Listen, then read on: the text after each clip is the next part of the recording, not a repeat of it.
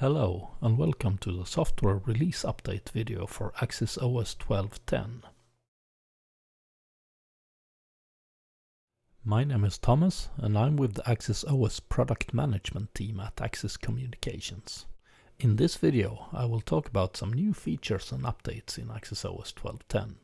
Let's begin with some general updates. First, we have some news in the web interface. You will now get a warning in virtual host configuration when basic authentication is used without HTTPS. We have also added the ability to display LLDP CDP neighbor under network discovery protocols. Under ACAPs, you now get information if an ACAP is not signed. We have also added a link to the Axis server report viewer in the web interface. Apart from that, I would like to mention that the export-import device configuration feature is now enabled per default. For SNMP, we have added several new OIDs with basic device information. These include device manufacturer, model, serial number, software version, device uptime, system load, and CPU, memory and flash utilization. We have also introduced a Device Data Hub. Device Data Hub is a data-centric publish-subscribe data distribution system that acts as a new central data hub for Axis devices. This feature, previously introduced as Nexus in earlier beta iterations, has been rebranded and refined for this release. This new feature includes a C library for integration and is currently in beta state. Let's take a look at the cybersecurity improvements introduced in Axis OS 12.10. OpenSSL is now updated to 3.5.5 to increase overall cybersecurity. Note that with this update, the use of RSA 1024-bit keys is now prohibited. This means that TLS 10 and 11 SIP communication is no longer supported after a factory default. For HTTPS, this was removed already in Axis OS 12.0. We have also added support for RFC 7030 Enrollment over Secure Transport, EST.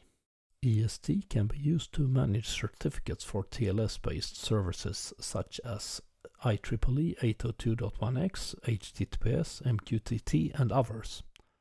There will be a separate video where EST is explained in more depth. Furthermore, it is now possible to set system-wide passphrase complexity before registering the first account. This is available with both the Device Configuration API and in the web interface. We have also addressed a few CVEs. And here are some analytics updates. For AOA, the user interface for switching between the old and new UI is updated. We have also increased the efficiency of the animal attribute filter. The license plate verifier have a number of updates. We have added a new type minivan. There is a new protocol for integration in push events, UTMC. We have also added a play stop on the video stream on the home menu.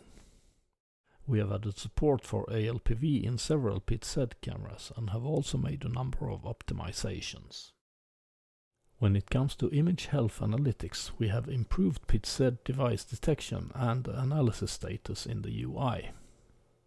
For early fire detection, we have optimized CPU usage for multiple streams and also improved responsiveness of the application during high CPU load.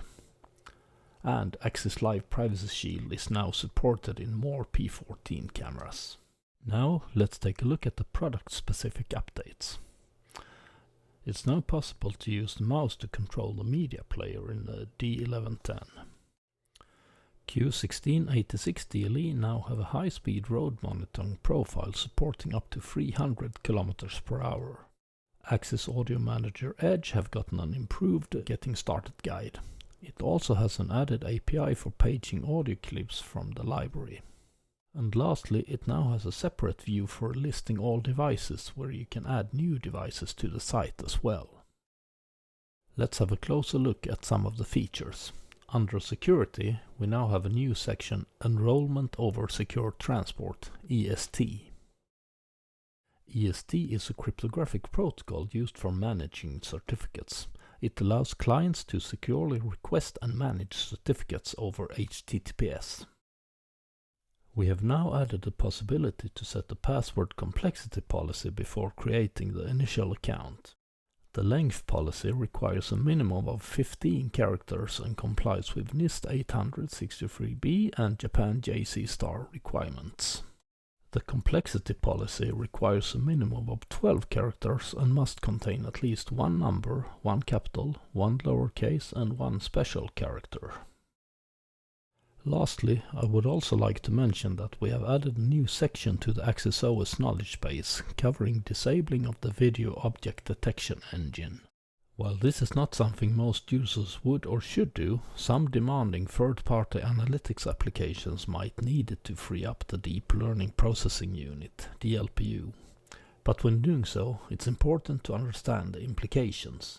And that was updates for AccessOS 12.10. The next AccessOS video covering 12.11 is planned for June, so please stay tuned for that. Thank you for tuning in. Please explore the provided links for more information and subscribe to our AccessOS playlist on YouTube. Until next time, take care and goodbye.